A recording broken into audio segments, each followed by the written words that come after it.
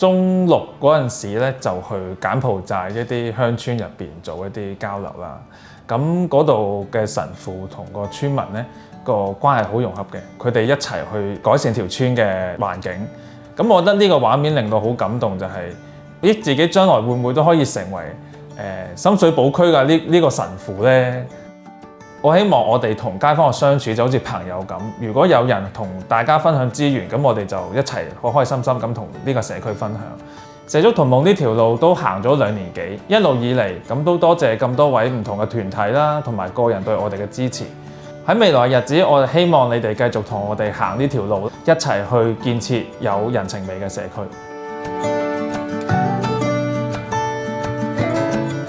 我係Yvonne，係一個女人，係一個媽媽。咁我負責社足同夢入面嘅婦女工作。媽媽咧就好大壓力嘅，唔夠膽病，一定要自己去照顧小朋友，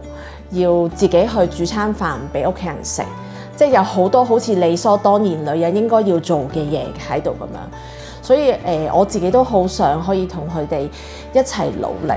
會唔會就係一啲理所當然嘅一啲期望或者期盼？其實有時我哋可以擺低，咁所以我哋都會好多時候同佢哋去傾偈嘅時候，都會傾下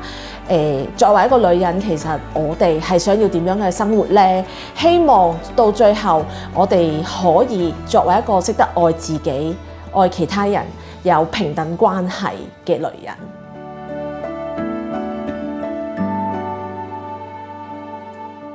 而家社會有好多標籤同壓力俾小朋友啦，我哋覺得每個小朋友都有佢嘅獨特之處。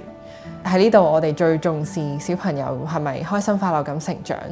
係咪同佢哋嘅爸爸媽媽有好緊密嘅親子關係。雖然中心服務嘅小朋友嘅家庭數量非常之多啦，咁但係每次見到媽媽同小朋友上嚟親子角玩得好開心呢，都會令我非常之有動力繼續做落去。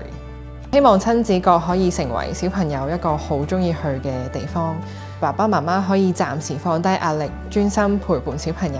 度過開心嘅親子時光。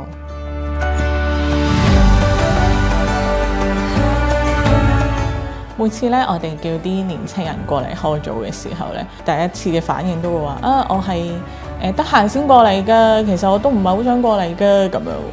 咁但係我哋發覺每一次我哋叫佢過嚟嘅時候，佢都好願意過嚟分享，而每一次都喺呢度擺低好多嘅壓力同埋説話，更加令到我相信就係其實而家嘅年青人佢哋係好需要有人去聆聽佢哋嘅心事。咁呢條路咧，其實真係好艱難嘅，因為要叫啲年青人過嚟，仲要將佢哋聚埋一齊咧，真係好唔容易。但係每一次見到佢哋可以喺呢度咁真誠咁樣分享佢哋自己嘅時候，我都覺得呢個工作好值得我繼續做落去。喺深水埗，其實生活住好多基層嘅家庭。我哋見到好多其實背負緊一啲壓力啦、情緒，但係佢哋依然係好沉默而且好壓抑嘅男士。我哋中心嘅男士工作其實想關心呢一班好多時我哋覺得佢被忽略咗嘅人。對我嚟講呢，一個理想中嘅社區係一個每個人都有平等機會去選擇過自己想過嘅人生。我覺得喺呢個機構可以繼續朝住呢個理想努力。成立社足同夢呢個機構，我哋可以同一班信念一致嘅同伴一齊去努力工作。我希望喺呢度再次多謝所有曾經幫過我哋嘅人，因為有你哋，所以我哋先至可以繼續同街坊一齊並肩作戰，將希望留喺深水埗。